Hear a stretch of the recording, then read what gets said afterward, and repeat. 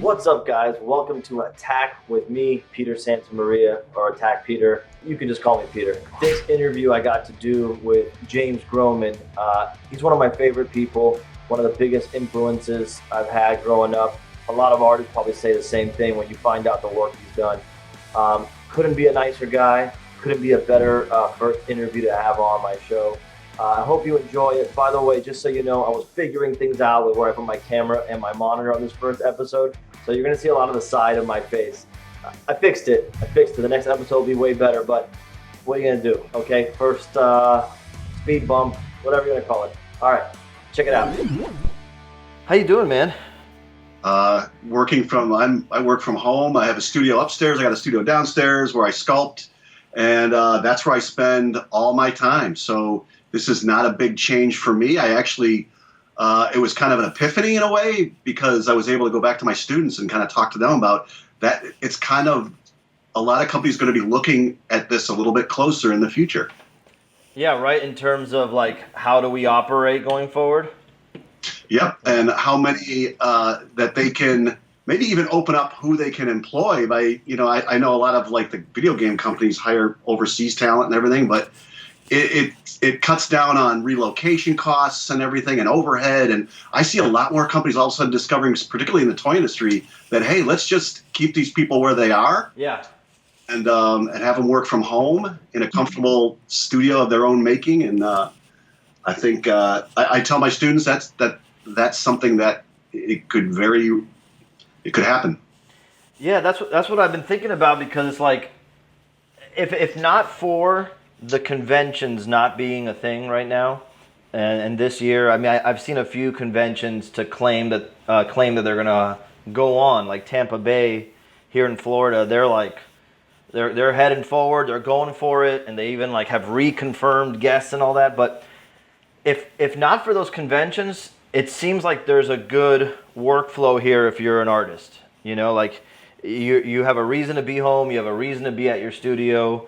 And so that's not terrible, but what bums me out is us not being able so readily to get in front of people. And I feel like for you and for me, that's a huge part of what we do, is being out in front of people.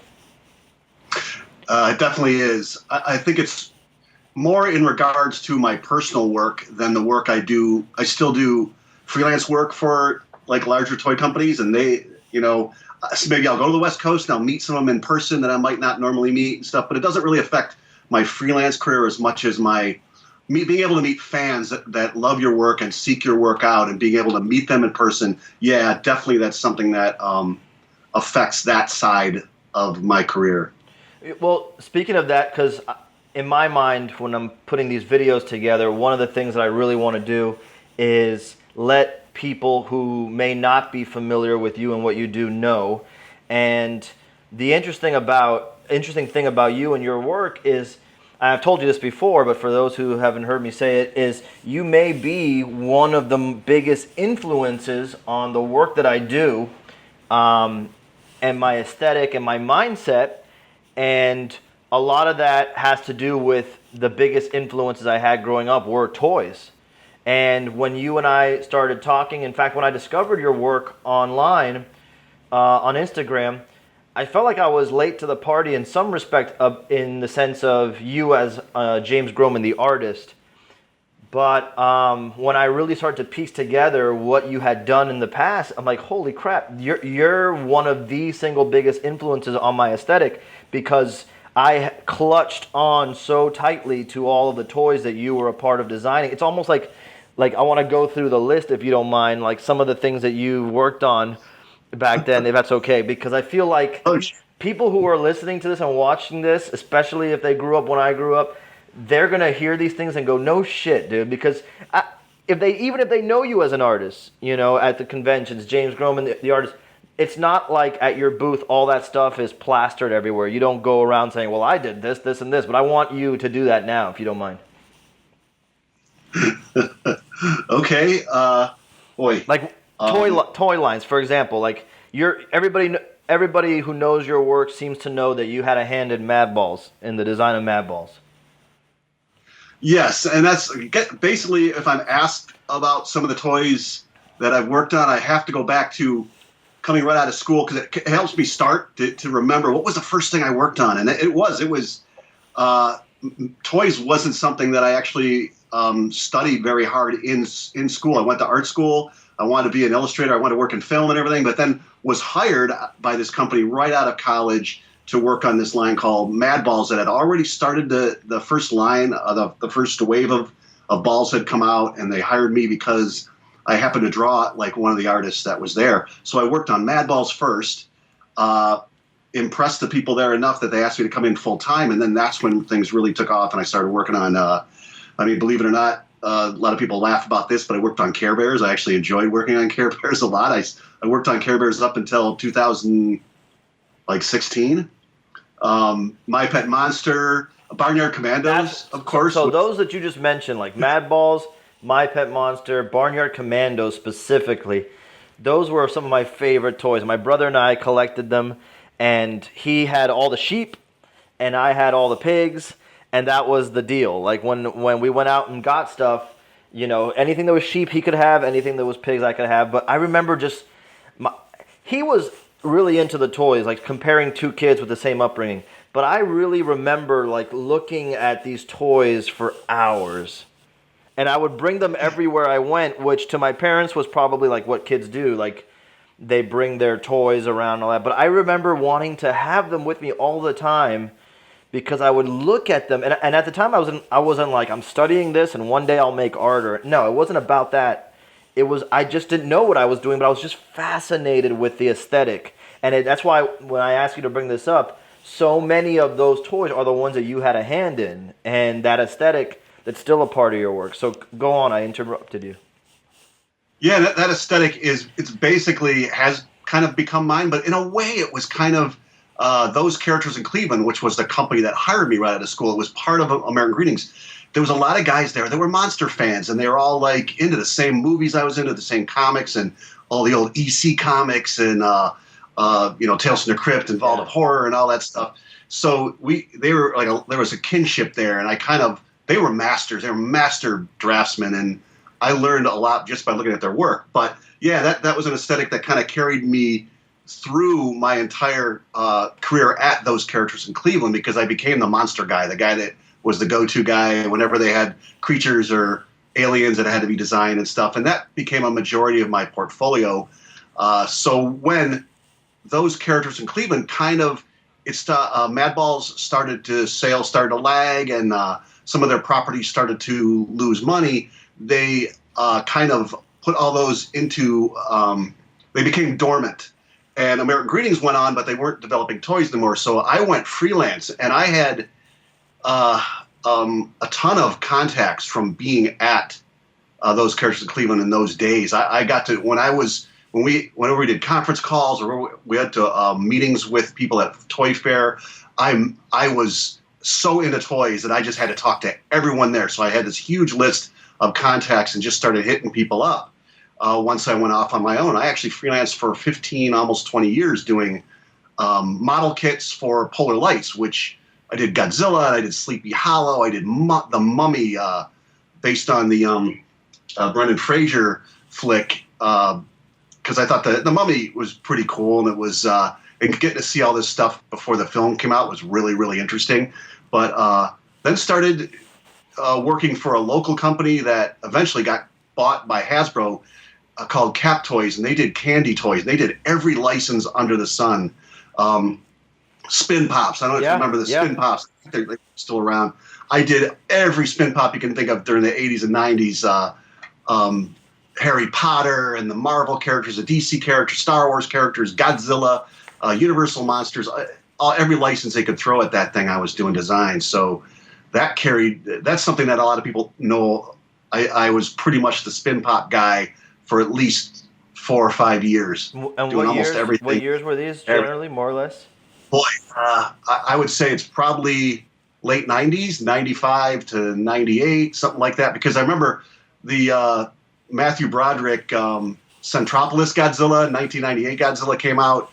and that was '98. So that was right about the time I was doing a lot of that stuff, and then got approached by Hasbro, and I was doing styrene model kits, and people weren't buying them anymore. I did a big giant Godzilla model kit for Toys R Us, and this is styrene. These are made from styrene plastic. They're really there's a lot of discipline and a lot of pseudo engineering that has to go into the sculpt when you're sculpting for styrene, because there's no not like vinyl. There's some give to the vinyl, so you have to make sure that you don't have any undercuts and stuff. So I love doing the big styrene model kits, but nobody was building them anymore, and nobody was buying them. And Toys R Us bought this Godzilla kit. It was one of the last model kits they actually, got involved in at that time. And so I was my freelance business was struggling a little bit, and Hasbro kind of made a pass at me and flew me down and showed me around their offices. And I went there with the idea that I was not going to take the job. And when I was walking through their offices, it just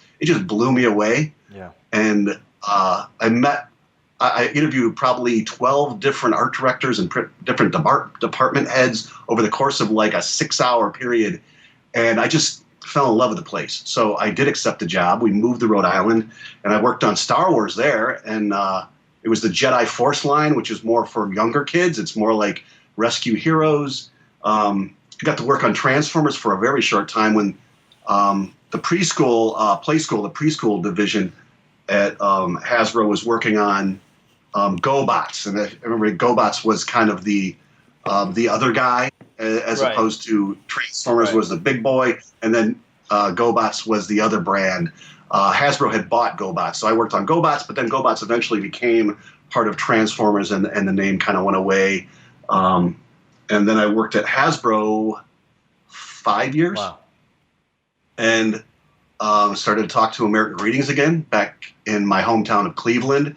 All the stuff I used to work on, they were bringing Mad Balls back, and they wanted me to come back and work on it. And they had Care Bears again, and they were starting to form anew those characters in Cleveland, just like back in the day. And that brought me back to Cleveland to work on all the brands that I kind of knew from the ground up. I was one of the last people there, or one of the only people there that had been there at the very beginning. I think they had one other writer that had done all the copywriting and come up with a lot of the storylines and stuff for those programs. But yeah, it brought me around kind of in a weird way, kind of full circle from where I started, got me back there working on Mad Balls again. And as much as we kept trying to relaunch Barnyard Commandos, we could not get any interest. That's one that, Peter, if that's a property that you really like, I just got permission like an hour ago to talk about. Oh man.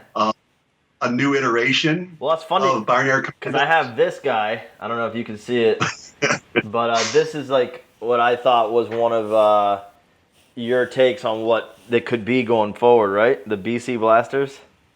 BC Blasters was kind of like I still love Barnyard Commandos, and I kind of felt like I take the dinosaur route.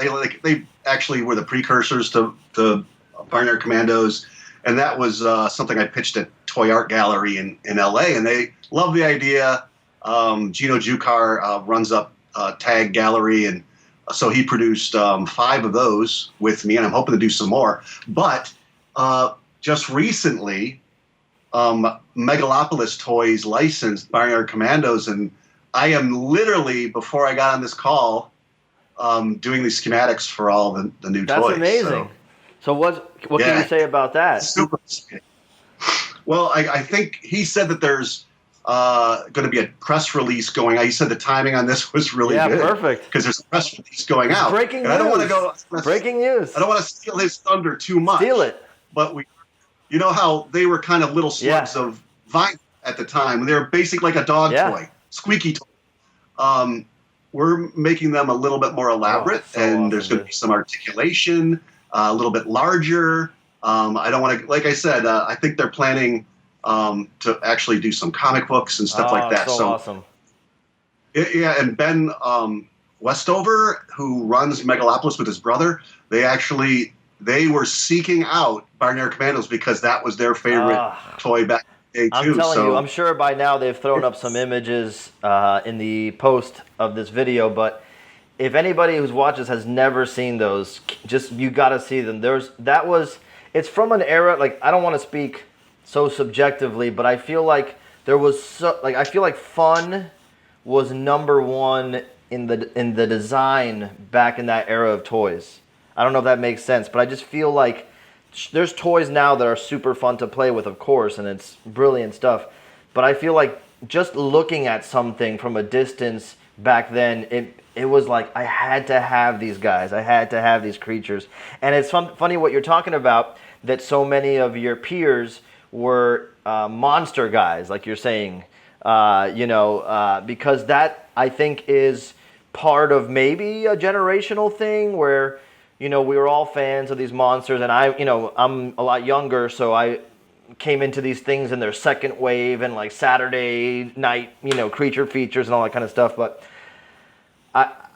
I felt like back then that was the thing. Like, we designed toys because we want to make monsters. You know what I'm saying? It wasn't like toys in and of itself was the thing. It's just like, we just want to make monsters, and this is a place where we're allowed to do that. And I don't have any knowledge that was the mentality, but that's what it seemed like back then. I don't know if you can speak to that. Well, particularly in the 80s, I'm trying to think of a line that might have actually kind of paved the way, and I don't know if it would have been Mutant Ninja Turtles, because that was right about the era where all of a sudden these things came in that just kind of took everybody by surprise. I remember talking to my boss about it at American Greetings and saying, this just got licensed. I used to do comics, and we used to set up next to the guys that did Turtles at shows and stuff, and we watched them for years. That comic was out for a number of years before it was even licensed a toy. So I started bringing them up at American Greetings, and they said, no one's going to ever be able to pronounce that name. It's like no one's going to remember it. But I think that might have been the big change. I think but so. It's also like Garbage Pail Kids. I think Madballs was kind of riding on the coattails of that in some ways, or American Greetings' answer to that. And it came at a time when people wanted gross. They wanted monsters. Exactly, gross. The retailers were asking for it.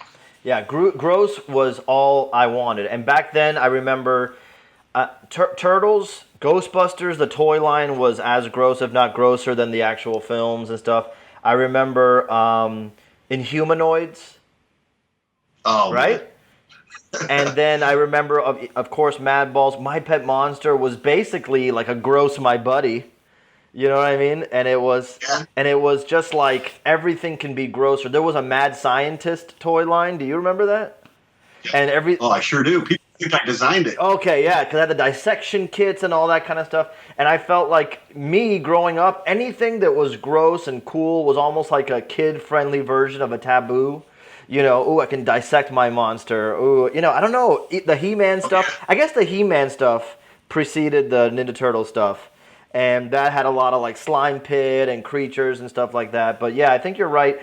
After the Turtles, my brother and I would collect anything that even seemed remotely like turtle related. I mean, I was telling my wife Gabby about a toy line that we collected called Snailians. I don't know if you remember that. It was...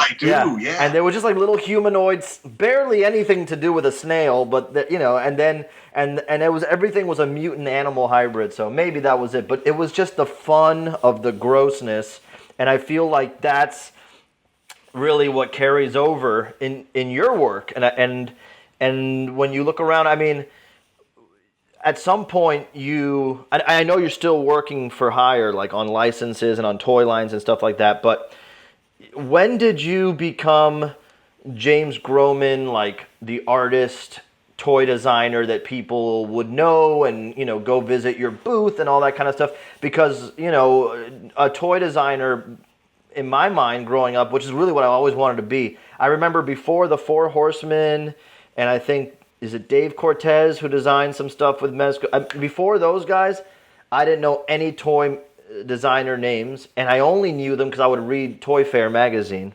and I was obsessed. Yep. But when did you go from like the behind the scenes type of guy, anonymous toy maker outside of your peers, to like James Groman, the artist? How recently or how long ago was that? Well, it's funny is I kind of toys now are almost like a second life for me, because there was right when I was finishing up college, I did comics, and I got pseudo well known in like kind of the Midwest for doing this comic for a company in Akron, Ohio. Here, the comic was called Boos and Gar, and it was about two alien creatures that kind of a comedic kind of a lizard man and a big giant like super powerful thing called a furdag. It looks like a giant muscular cat, and I got pretty well known for that, and that was right about the time I got the job at American Greetings. But I met these people that did things called garage kits, and garage kits are still going. And that was where a lot of people were taking licensed properties, not having the license, and they would do a Predator, they do a Gillman from the Creature from the Black Lagoon, or they would do Frankenstein. Yeah. They do any movie property, superhero, and all of a sudden you're seeing these amazing sculptors come out of nowhere, and they go to these shows and they sell their resin castings of these incredible sculptures. I started to do that, and I built up enough of a name then that's when companies started to hire me to do Godzilla in a styrene model kit of Godzilla or licensed items. Like I did the Creature of Black Lagoon for a company called Geometric Designs. I did a couple Star Wars characters for Ertl Collectibles that were vinyl model kits. So I really got to be, it started out as a resin garage kit guy, but then it led to me getting more and more work as a sculptor for model kits for large companies that actually legitimately own the licenses. So that's when my name started to get a little bit more well known. They actually started putting my name on the box, the Godzilla box when it went to Toys R Us. It was on the Rancor monster that I did for Ertl, and people started to see it. And they started like, that was kind of unheard of for years. Art Asylum, I'm trying to remember if Art Asylum's still around. They were one of the first companies that started putting credits on packaging for toys and stuff, and that probably helped a lot of people start to try to think. Paul Komoda and oh man, I'm going blank on some of these guys, because these guys that came from the garage kit industry, all of a sudden their name starts to get associated with toys so now. What year was that, more or less? Can you generally say? Yeah, that's probably mid to late 90s. Okay. So then, like, Perhaps. Were you then going and doing conventions as James Groman, like, at that point? Yeah?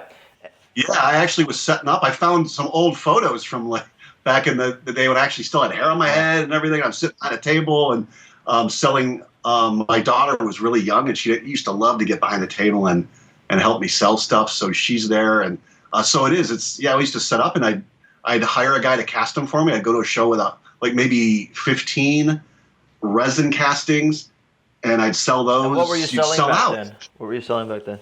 I have this was my bestseller, actually. For look at that. Oh, that's awesome. It's called Beach Blanket Beastie. I love that. But I didn't like to do unlicensed stuff. I was, I knew enough about licensees not being too happy with that. I wanted to build a career as a toy designer, as a professional toy designer. I did not want to get known as a guy who did bootlegs or unlicensed stuff. So I started to do more my own creations, and that which was Beach Blanket Beastie was kind of based, of course, on the Creature in Black Lagoon, but I didn't come in and just do the creature. Right, like a Gillman. My own version of a Gillman.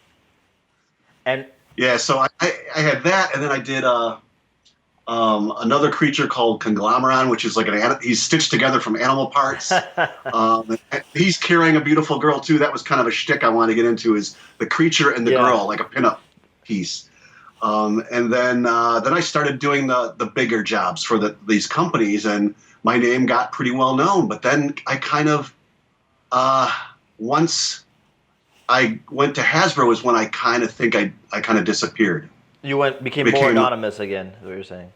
Yes, because Hasbro was, you go there, it's a career, man. It's like it draws you in, and you are in charge of these lines. I was in charge of the Play School Star Wars line as lead designer on that, and that was, it required, I did not have the extra time. I think I did a few sculpts here and there for a friend of mine that publishes a magazine that covers garage kits. I did some stuff for him during the course of that. But yeah, I kind of went off everybody's radar. Were you nervous about taking a job like that? Because that's, one of the things that I'm fortunate now that I'm working with Skybound is I get to be me at Skybound. And when I first started talking to them, I didn't know if it was going to be I get to continue to be me, or am I just an artist who's hired on the staff and I get to do my stuff, And to be honest, I was happy to do either because I just want to do this all the time.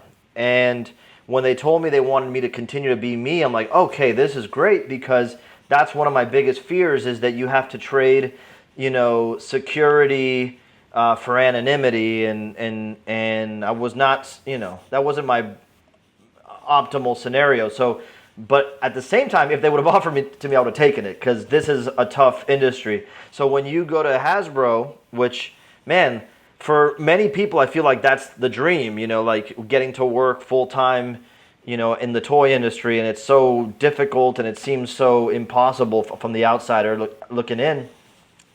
Did you have that concern when you were going in that you would no longer be out there, James Groman, creating your own thing?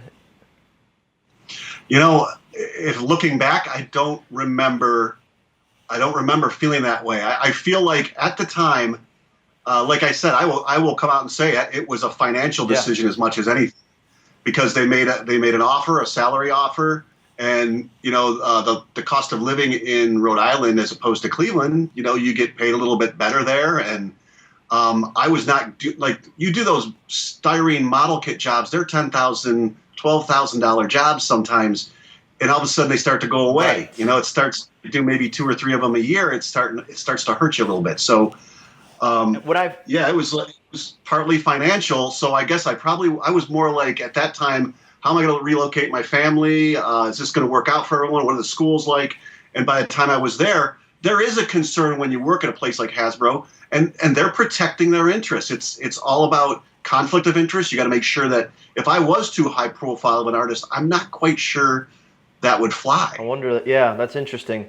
I wonder if that's the same way now. Like I feel like going for. I know toys in mass appeal to a different audience than the art toys that are more common at the conventions and stuff like that. But I wonder if there's a world where that's going to start happening. I know some things percolating, behind the scenes for a bunch of my friends that seems like that's a possibility. But I wonder if there's a world now where bringing in a certain artist to design, I mean, the same way you kind of did it with the Artist Alley and the Batman figures, like that's a draw in and of itself, because your audience comes along and gets into a world where they might not normally have picked up some figures, but also the collectors of Batman are like, whoa, this is totally different.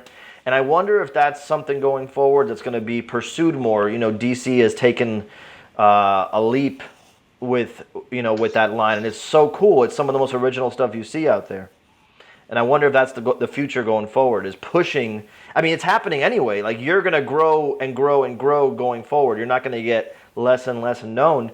So it's like they'd be crazy not to kind of ride the wave a little bit.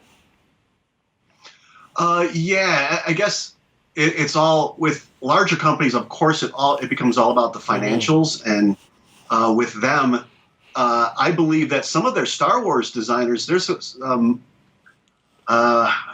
Mark Boudreau, I'm not sure he's still there, but he's I think he was one of the top guys on Star Wars for years. These guys kind of, in their own circles, start to become pseudo celebrities, because they would go to the big Star Wars conventions all over the world, and they became the team that worked on Star Wars. Right. So in some ways, it was starting to happen, and I think it continues to happen. But your stuff is so styled. I'm sorry. Go ahead. I didn't mean to interrupt. No. Oh, go ahead. I'm sorry. I was going to say that your style.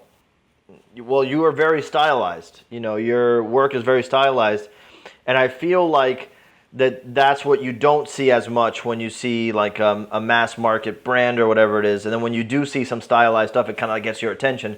But that's the difference, I think. Do you agree? I feel like that's what kind of like gives you an edge in the business place. Well, yeah, it's why I responded so strongly to your work.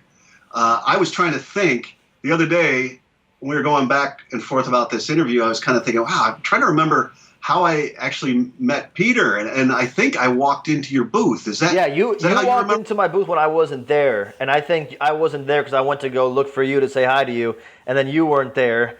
And I remember going to Designer Con and seeing your name there, and I'm like, I got to meet this guy, and I got to go shake his hand.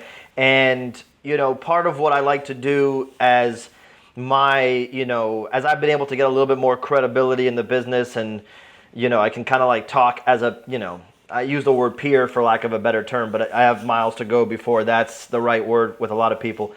But my point is that one of the most important things for me to do at a convention is go see people who have influenced me, and I want to shake their hand. I want to say thank you. I want to just meet them because I've missed out on the opportunity to do that for a lot of people.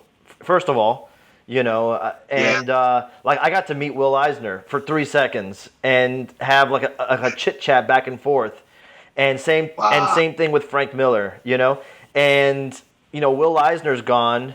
And I never got to meet Jack Kirby, so there's like, I just feel like these experiences to me, I guess they're pretty selfish because it's just for me to kind of like have this cycle complete, but I want to go and meet the people who have affected me in a major way and kind of like set the course in a lot of ways in my life. It's almost like a virtual mentorship I've had my whole life.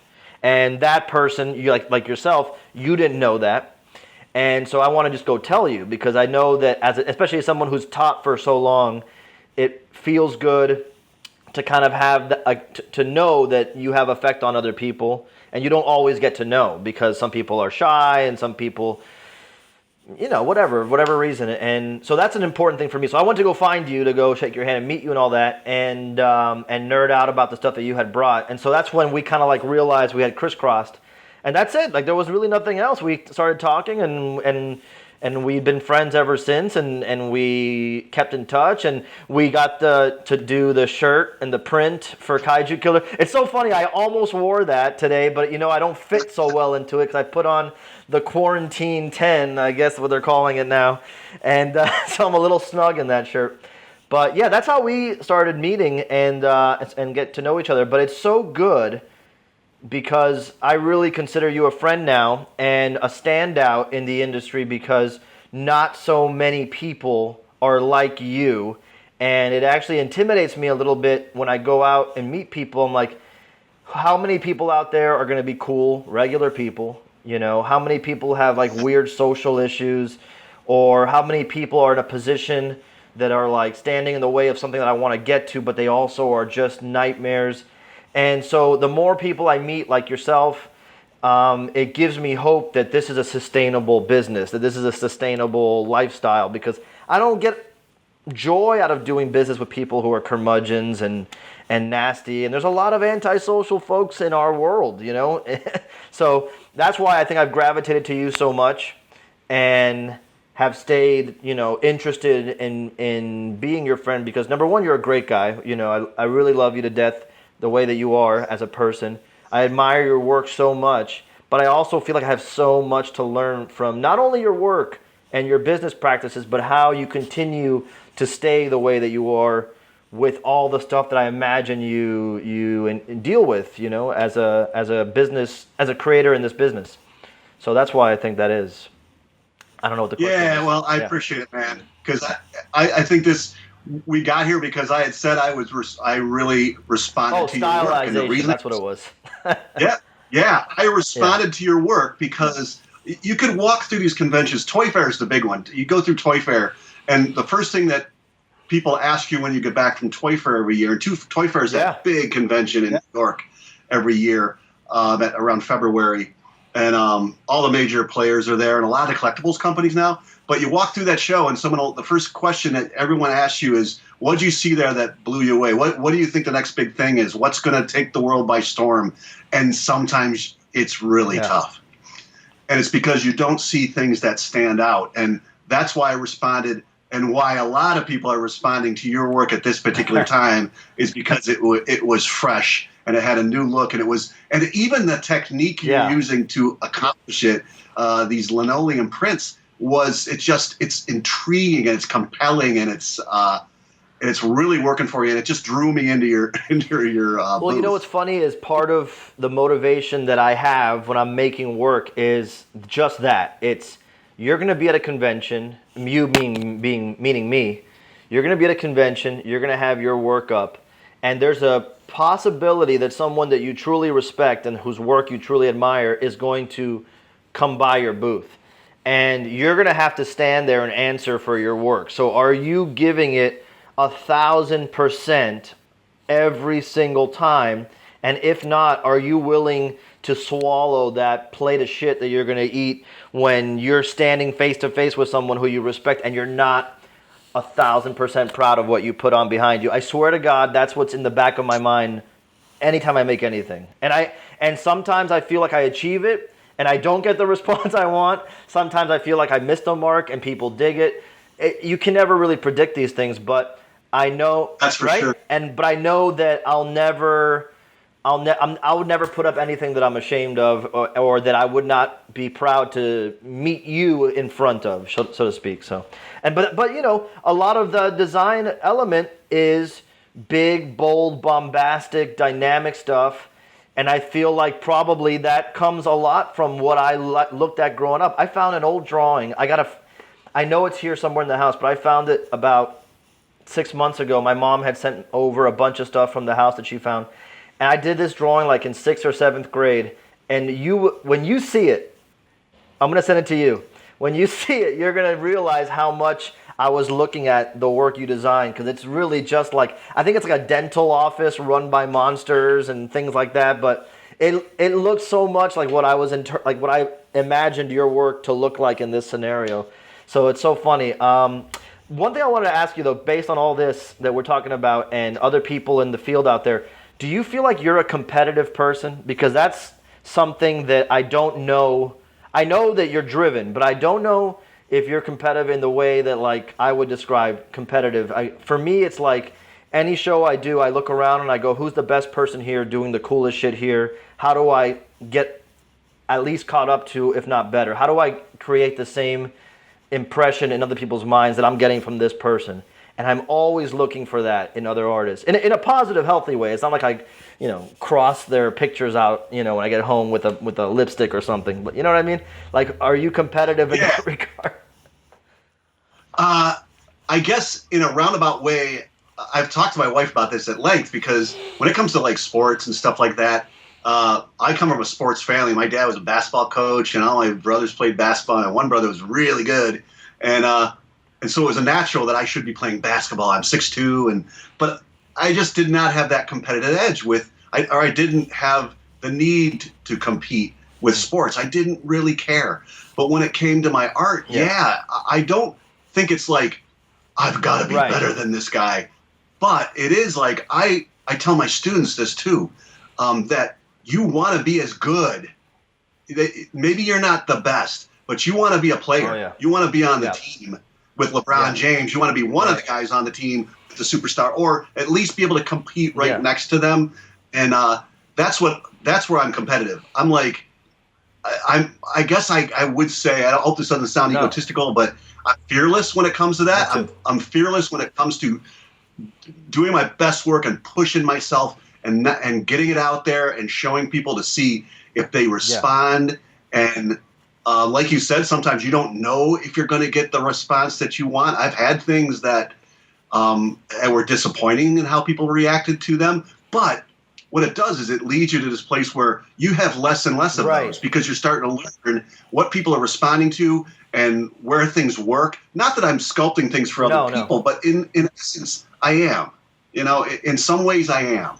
I'm trying to please myself, but I'm trying to make a living. So the worst thing you can do, though, is change something you're doing because of what's selling. You still want to maintain, because people will respond. If you like it, people will respond to it.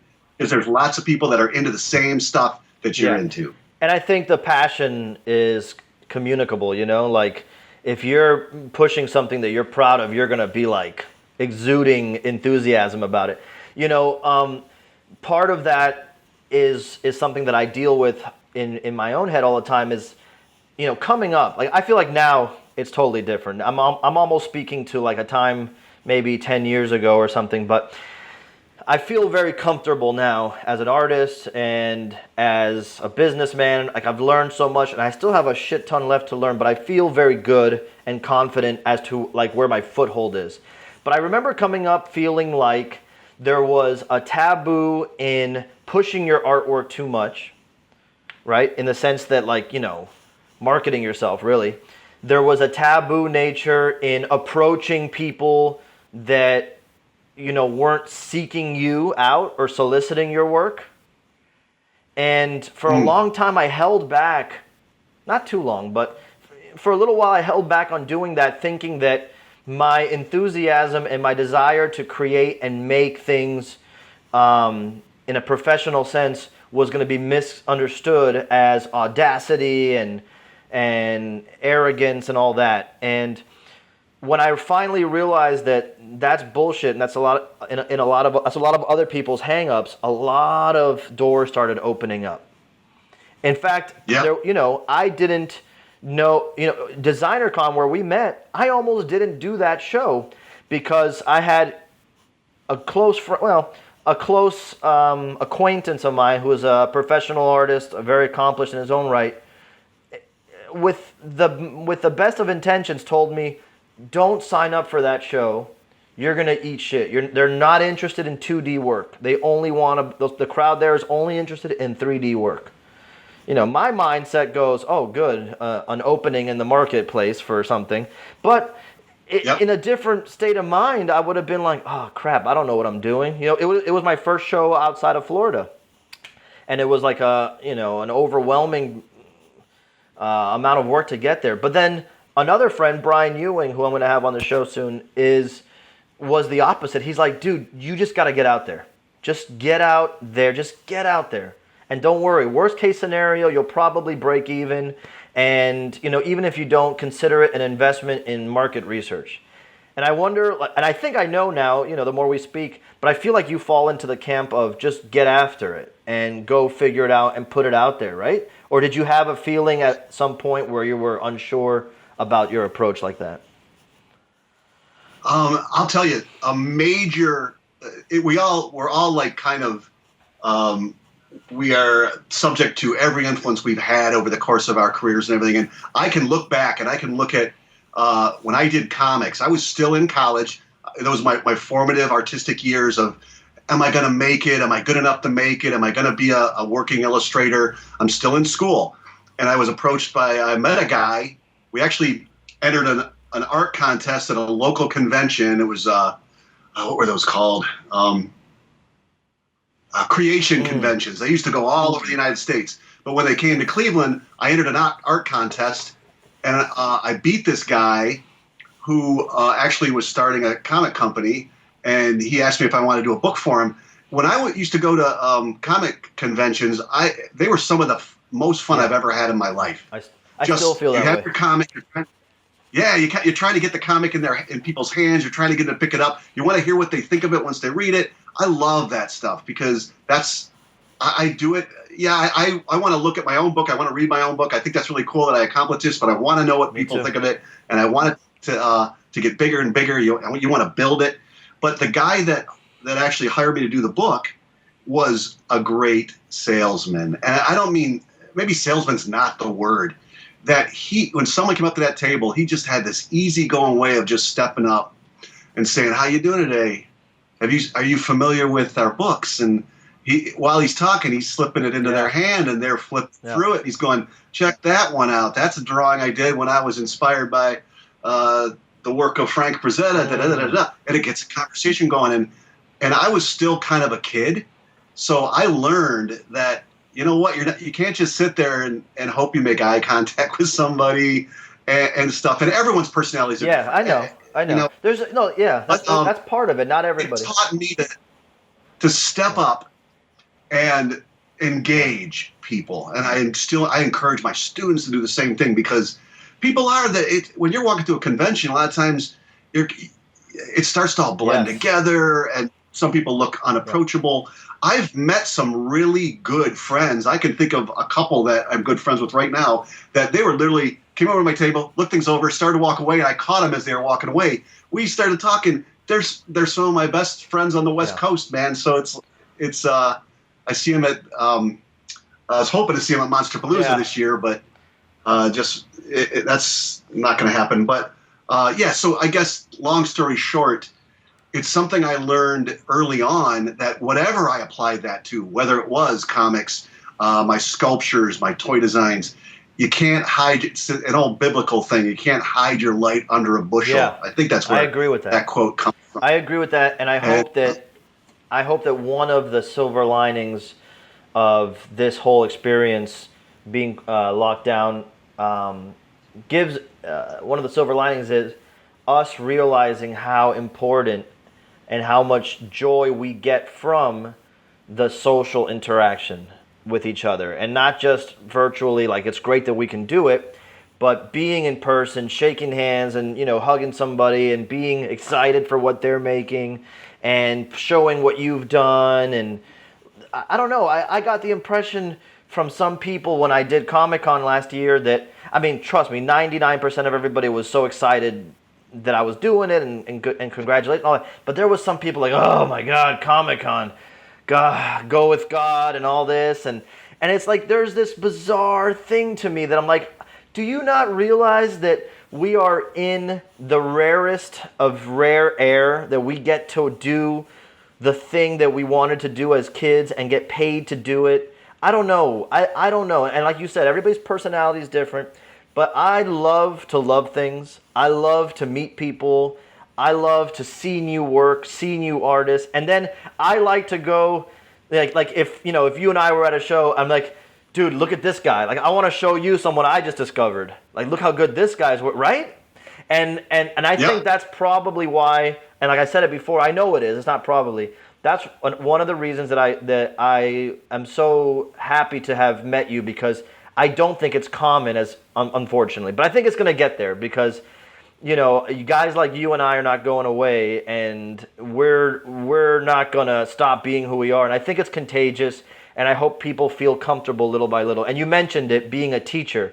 You cannot be a good teacher and be a dickhead. Like, you just can't. You have to figure out how to, I mean, you can get your message across and it'll get through to some people, but man, if you can figure out how to be, direct but warm, and kind of like connect with these kids, it just changes forget the kids, be selfish. It makes your day better. And I have the same mentality when I go to a convention. I don't think of my kids as less than. I don't think of the adult peers that I have as more than. I think of all of it the same. And I think you probably agree. We bring that energy from the classroom into the convention floor space. And I think that's one of our secret powers, is that we have polished this, refined this blade of communication for so long that it's weird when you meet people who don't know how to do it so well. And for me, at least, I try to help that communication flow a little bit more, because, like you said, everybody's personality is different. Yeah, and I think the biggest mistake people make is they go in like, you cannot be, maybe judgmental is not the best word, but it's all about do not bring judgment. Don't sit and someone's coming up and they look at you funny and it's like, oh my gosh, they don't like my artwork, or why they look at it like that, or how come they didn't smile at me? You've got to take all that out of it. People are like, especially, we talked about this at length too. You walk up to a table. I walk up to a table of an artist that I've been a fan of forever, and you get a bad response from them. It's like, you don't have any idea what's been going on at that convention. Someone might have just come up and hit on their wife or something. Who knows? But yeah, that's the thing. I think over the years I've learned that I also have a thick skin. Too, yeah. I can't run away. I'm not going to run away from someone if they say, and I've heard negative things about my work at shows, and I've had reviews of my work that are questionable, and I had a Marvel artist when I was very young and starting out with comics. It was Jim Shooter. He was the head of Marvel Comics. He came over to my table and he lectured me on why I drew bad hands. He goes, "You have a hand. It's right in front of you. You can look at it anytime you want. Why are you drawing a bad hand?" And you know what? He was absolutely Oh, well, I right. love that. See, that's totally different. To me, I love hard-ass teachers, first of all. Like, I respond to that really well. When I saw that movie, now I can't remember the name of it, with J.K. Simmons playing the drum teacher. Have you? Oh, yeah. I was like watching that film, and I was like, this is how I went to high school. A lot of teachers taught me like this. Like my art teacher, Mr. Eisenberg, he was a wrestling coach. Like, he literally put us into headlocks if we misbehaved. But I love that. And when I would get that kind of feedback from a professional, like you're saying, I would go, yes, sir, right? Like, I want to go back and get good. But that's different. That's not the same as, like, just being an asshole. You know what I mean? Like, it's just different. But, Well, yeah, you are right. And I was a young kid behind a table just starting out my comics, but I don't remember going home and having it destroy me. And that is key, is being able to take criticism, because who the hell are we? Are we really, are we flawless? Does our work does it stand up to every scrutiny that you're ever going to be able to throw at it and it's going to come out in shining colors or whatever? No, it's like we all got to be able to understand that we do our best. It's always going to be better, and it's always going to get better. And I still, to this day, I'll do a piece that I go, that's the best piece I ever did. I love it. And then like 2 weeks later, I'm like, what's wrong with that hand? It's terrible. All these scales don't match up. One arm doesn't match the other arm, whatever. And then you start to get critical. So, but then you push yourself the next time. I know so many artists that they destroy themselves. They eat away at themselves, and they pick away at themselves to the point where they don't want to show their work anymore.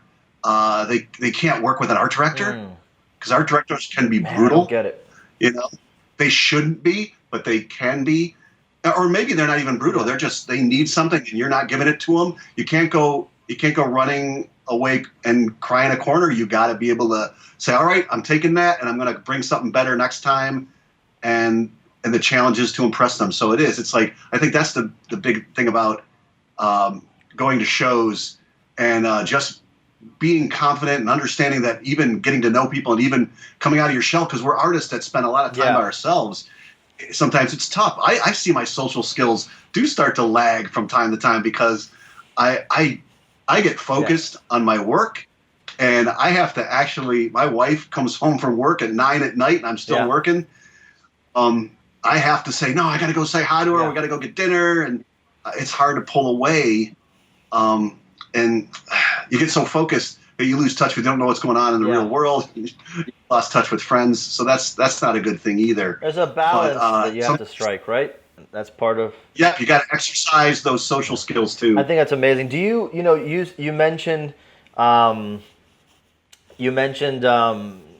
an art director, like I'm so excited by the fact now that at Skybound there's like a few people not really directing me. They kind of let me do what I want to do, but at least giving me feedback, and it's coming from a place that I really respect, and I love that, because you don't get a lot of that as an artist. You're kind of, like you said, isolated. But do you have people like that in your life still that you will go to? Because I know we all have certain people, but do you have people now that you will go and get advice on the or thoughts or feedback for like a certain piece that you're working on, like a go-to person? Or are you at the point where you can't, or you don't need to, or? No, I definitely do need to. I think everybody wants to have that fresh eye. A fresh eye on something is really important. And I have a couple people in particular. I think you're going to have Chris Reiniak. Yeah, for sure. Is a guy that I don't talk to Chris as much anymore. He lives right down the street from me, and we try to we send a hello every once in a while. Hey, how you doing? You staying busy and all stuff. But he's a guy that's always he's a really super nice guy, really great heart. But he'll tell you what he thinks of something, and I admire that about him. And then I have one of my best friends all through high school and everything. For a long time, he was one of the only guys that I could call. Everyone's like, "Oh, Jim, it's beautiful. Oh my gosh, it's so amazing." But then my one buddy that is like one of my oldest friends, I'd send it to him and he'd go, "You know what? You might want to get some photo reference for that." Yeah. And you might want to maybe try another version of that where it doesn't look so much like this. And I appreciate that as much as, wow, that's amazing. That's incredible. Yeah. How did you do that? That's the best. Those people to me are so important, and I feel like you get to a certain point where either they're not around as often, or maybe they don't feel comfortable telling you something, like you said, Yeah. And so it's tough. So it's and not everybody is really giving you the best advice you need. Like you start to realize who you need to turn to, And so that's one thing that we're lucky to have, I guess, going forward. Do you have like any rituals that you do before getting into your work, like like you have to have things a certain way, or you have to do 3 things on a checklist before you sit down, or stuff like that, or is it just kind of like get into it and go? Well, I guess it depends on what I'm doing. Like, for example, if I don't know if you had seen the photos of the Mammoth Man that I was working on, and that's for a company, Black Dot, Knots. They did some Madball stuff, and then contacted me. Not a lot of people know about their company, but you've probably seen their products at like Designer Con and stuff. But they contacted me and wanted me to do this big giant mammoth dude. And for that guy, he's a pretty typical example about how I go about things. Is of course you start with I get on the internet and start looking at other artists' work, and it's because I don't want to do anything that's been done. Same here. Before. I have a file for certain projects where I'll keep my favorite artists and their interpretation of it in there. And I go, did you just do so-and-so like Mignola? Or did you just do so-and-so? And I go, be careful, right? Yep. Good. And I think it's the thing is that there's like if your assignment is as an illustrator, do a Mammoth Man. You're going to do this. You're going to do the first thing that pops in your head is you're going to be your first sketch, right? And you're going to say, you know what? Maybe I need to shrink the head down. Maybe he doesn't have tusks, or you try something. Is he wearing a loincloth or whatever? You're thinking of all these different things. The last thing I want to do is do the obvious, do the expected, do something that any artist is going to do. So I know there's a lot of in particular, I work with some teachers that are like, don't look at other people's work because you don't want to influence you. I'm not in that camp. I think you need to look at everything that's been done before you because you don't want to repeat something. It helps push you too. If someone's already done it, then you don't want to do that. You want to take it in a direction that's going to really that's going to stand out and be unique from everybody else's design. So that's the first thing I do is I kind of research. I'm doing some licensed characters coming up, and I like to look at some other versions that have been done as toys and product and everything because mine has to look different. I got to make it look different. I think that's really important. And then I start to sketch, and I start to get the pose right, the particular details right, and everything. I used to do super detailed sketches, front, side, back, whatever. I don't do that for myself anymore. I do a little quick rough of what the character basically looks like. And I've been doing more and more conceptual work while I'm sculpting. So I get basic structure and everything in my sketches, and then I start to really hone the details while I'm sculpting. I start to think of things, I try things, maybe disregard it, start over again. But even before I start to sculpt, though, the next thing I do is I get these big giant, and that's why I brought up the Mammoth Man, is I built these big boards covered with reference, fur textures, ripped flesh, because of course they wanted a zombie version of this character. So, ripped flesh and skeletal reconstructions of mammoths, and I actually made a woolly rhino head for him as well. That's a swappable head. So I started looking up what a real skull for these characters look like, and that's like character design 101, creature design 101, is get your reference, get your anatomy right.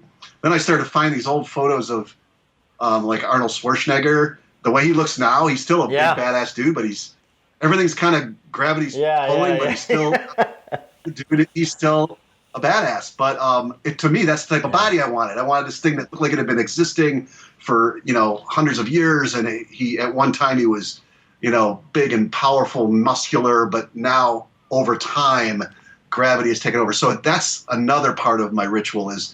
I'm a reference. I don't want to make it up, because it's not going to look right.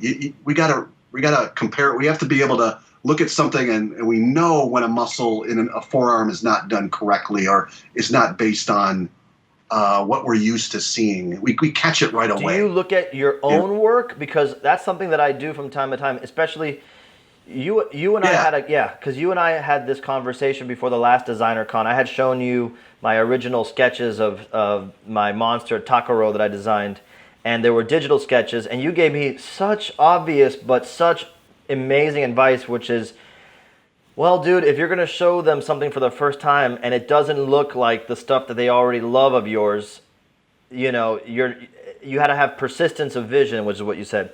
And I'm like, God damn, dude, how... I was almost embarrassed that I needed to be told that, but it was the most important advice I ever got for that moment, and it made the world of difference. In fact, the character didn't even really exist the right way until I did it as a linoleum block print.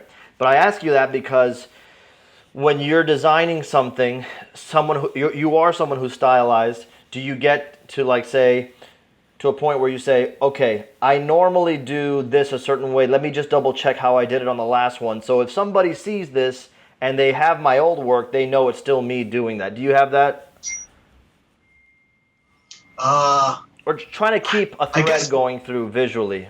Like you said, persistence of vision.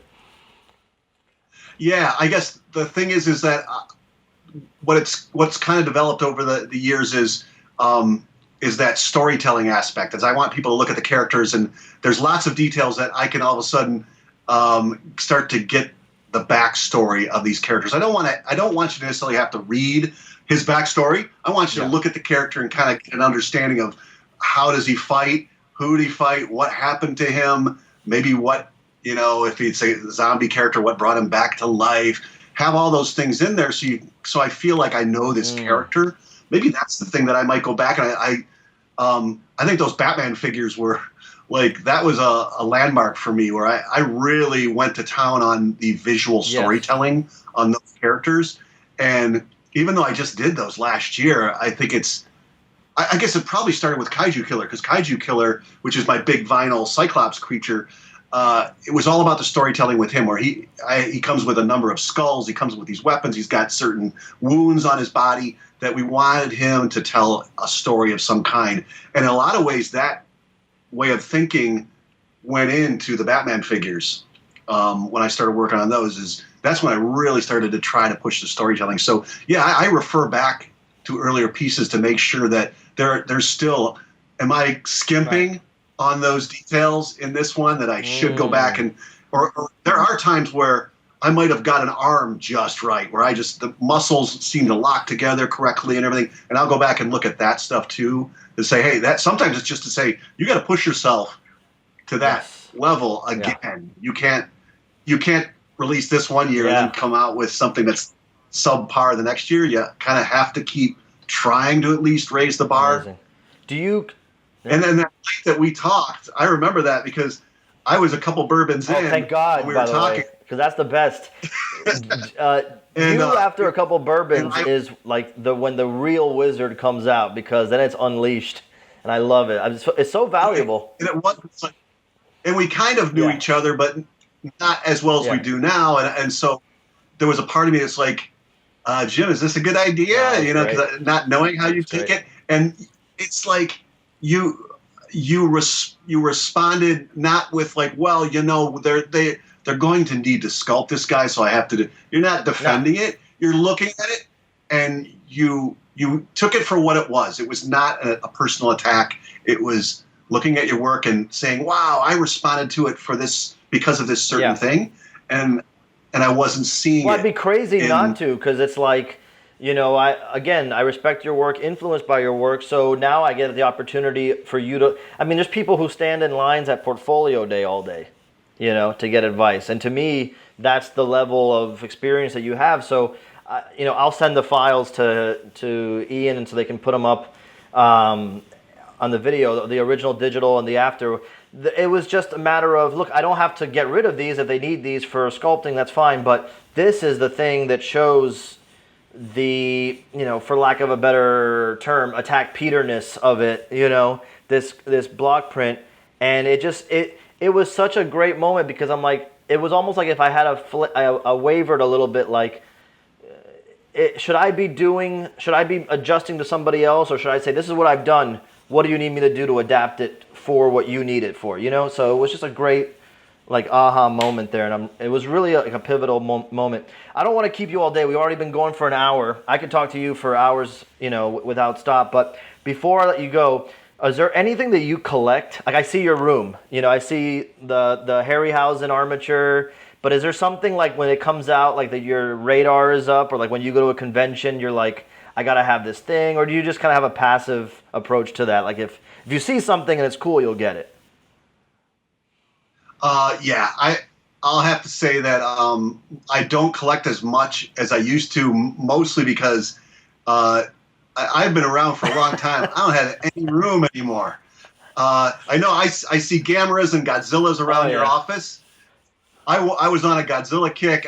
I bought every Billiken and Sakuda and Anui Arts and this is my new obsession. Man. Well, like in the last year is the X Plus figures. I was never able to afford these, you know, years ago, and I got the bug recently, and now I gotta just be careful because they're so good. I went through that phase where I was getting every Godzilla I could find. Then I went through the Gamera stage. I love the Gamera movies. And I love the character. I know that's one of your favorite characters. So, look at that shell. This is it. I feel like I'm holding a movie in my hand when I get these figures. That's what it is. I love it. Oh yeah. But, and X Plus did a bunch of those. Oh yeah, they just announced a new one coming out. So good. But yeah, so I would collect a lot of that stuff. But nowadays it's more like I'm a lot more choosy because I just don't have room. Here, it's something I just got recently. I had mentioned Paul Komoda. Oh, yeah. Oh my God, I love that. Have you seen I've seen it online. I've not been able to find it anywhere. I just got the X Plus version, but I want that one. I mean, not the X Plus version, the older. I want that so bad. I got to find out where to get one of those. Okay. I'm trying to remember what the company's name is, but I saw this at a convention one time, and I knew the guy that was selling it. He said, "Hey, Paul did this," and I went, "Oh my God!" It looks like a little lizard. It's too good. It's like this thing, all the scale work and the anatomy. This he's sculpting traditionally and with all the aesthetic of digital. It's like it's unbelievable. It's too good. It's like it's just totally symmetrical. I mean, it's just beautiful. I think he did like 3 the old Ultraman monsters for this particular company. This is something that I just remember. I'm like, I don't have any room for it, but I gotta have that. I bought it. And it sits right next to this is inspiration to me. I was just going to ask you that question because I don't know that I can fully communicate that to certain friends and family members, that a lot of the figures that I put in my studio, it's because they're like little charged totems in a sense. That like they make you want to work. They make you want to draw. They make you want to sculpt. Right? It's so crazy. And then... Sorry? And push it farther than you might normally. Because somebody did it. Oh, dude, you can't. Somebody. Well, we had Dope Pope. You know, we have Joe. Joe's. Yeah. I love seeing those figures come up and know that he made them. It makes me want to go pick them out even more.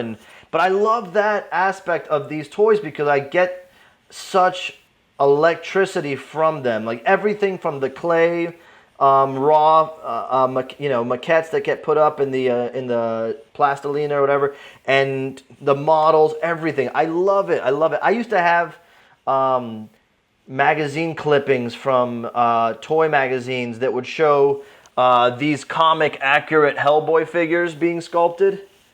I think Dave Cortez, I think that's his name, the sculptor. I used to know it, but I had it over my bed, like the clippings of the article. I swear to you. And it was just like it charged me up so much. Like, okay, you got to get to work now. Look at it's like a shot of coffee, having these figures around, right? Well, it's like when you were talking about when you bought the Barnyard Commandos back in the day, and you carried it around with you and you stare at it. Thing. I was one of those guys that even when I was a kid, if I went to the store and someone put out a Creature from Black Lagoon figure, I wouldn't buy it if the sculpt didn't quite capture what the suit looked like. One of my favorite monsters of all time. I wasn't interested in it. And then all of a sudden you start to see the stuff that's maybe a little bit more movie accurate. Even though it's not totally movie accurate, but the old Aurora model. I had to have it because he got enough of the details there. Bill Lemon, or I'm trying to remember who sculpted that. But it's like those. Even back in those days, I was still looking for the same things I'm looking for now. I just didn't really realize it. It's so funny that you put it that way, because I try to explain that to people. Like, I don't feel like I've changed in a lot of ways from when I was 5, 6, 7 years old in terms of my aesthetics and my interests and like what charges me up in terms of like visuals and all that. And it's true. Like, I look at this BC Blaster and I'm like, God damn, man, that's just, it gets you like, it makes you want to go make something. I don't know how else to say it. It's just, it has that energy to it. Well, I did an interview last year where one of the guys interviewing me asked me what I used as sculpting material, and I told him Super Sculpey, and he went off. He's like, Super Sculpey? Are you kidding? That craft clay? You do that with Super Sculpey? That's what I think of when I look at this, because I know Paul did this in Super Sculpey. Yeah, and when I look at this scale work and these spikes and stuff like that, I go, that's what can be done with Super Sculpey. So you can push the material is never a handicap. I was sitting at a panel in San Diego Comic-Con, I want to say 2007 or something like that, and it was the Shiflett brothers, and I forgot who the other guy was, which is a shame because he had this quote. He said they were talking about, sculpting for toys, and that's the topic that came up, is like, so what do you use? They go, oh, Super Sculpey for this, and they're like, and the guy asking the question went, Super Sculpey, like he an honest reaction, and I've used that. I know you can do great stuff with that, and he goes, yeah, I had a peer of mine tell me, this is the guy, I can't remember his name, that you should really be using Chavant and Castelline, and because you can't really get those details in Super Sculpey. And then he says that he turned to the guy and says, no, you can't get those details in Super Sculpey. And I was like, whoa, like what a drop the mic moment in that little niche world of toy sculpting. But it's a great lesson, right? It's like, push the medium and look at that thing. That Bemular is legendary. Yeah, so it is. It is absolutely beautiful, and it's always good to have an idol. And right away, we all have these go-to guys like Frazetta and the Hildebrands and Michael Whalen, all these illustrators that I grew up on. I love sculptors that are like big names, Steve Wang and all stuff. But there's some guys that are not as well known that do amazing stuff. So it's like those are my heroes. Like when we're walking through Comic-Con and stuff, people that I don't chase after the movie stars. I'll see a guy that sees an effects artist or something, and I'm hunting those guys down because I recognize them. I read so much about them and everything that those are my heroes, and that's what I strive for, to be as good, or at least be able to hold my own. It's amazing. It's amazing to hear you say that, because that's what I hope the point is of this show, is that people realize that if I'm talking to you, so many people look to your work, myself included, as like, this is just excellence. And instead of being like, kind of presiding over your work, it's more like, I gotta keep bringing it. I gotta be like that. I feel like that is the most important thing that I want to communicate and bring people on to talk about that, so that so many other people watching can see that that's, I think, the secret sauce, is like the drive to continue. I hope I never get to the point where I feel like I've arrived skill-wise or ability-wise. So I feel like if I get to that point, it's time to stop, right? I always want to be able to notice the gap between me and the next guy, because that's really what motivates me, and it's amazing to hear you say that. Well, dude, thank you so much for doing this. I definitely feel like we have a million more things to discuss, and I'm going to bother you in the future about doing it again at some point. But it's an honor, dude. It really is. It's an honor to have you do this interview. It's an honor to call you a friend. And I'm just very grateful, so thank you. Same here, man. Yeah, same here. I feel the exact same way, and I really appreciate you. I was looking forward to it. It was fun. If nothing else, just to see you again. Yeah, so where if people want to check out more of your work, where could they go? Where can they check you out? What's the best place? Well, I have Instagram's the most up-to-date, even though I told you the other day, I've been really lax because I have been focused. I have just been focused on a ton of stuff in the studio right now. Barnyard Commandos relaunch. I'm designing all the toys right now. Megalopolis also has Mad Balls, and they're doing the Mad Ball head poppers, the full action figures. So that's great news for anyone that collects that stuff. And then I have a property that I think I told you, I have a property I actually landed at a company that I am not allowed to talk about yet, but it's going to be a major toy line with entertainment and everything. And that's probably the most exciting thing that's happening. And I'm knee deep in that right now too. So yeah, lots going on. So, but Instagram is the most up-to-date stuff, and I'll be trying to get to it more on a regular basis. And then I have the store. It's the James Groman store. It has some portfolio pieces up there and stuff, but also anything that anyone's interested in purchasing. If they want an awesome Attack Peter Killer t-shirt, we still have them there. So, dude, thank you so much, man. So that's it, and appreciate you doing this, and thank you guys for checking it out. And we'll see you soon.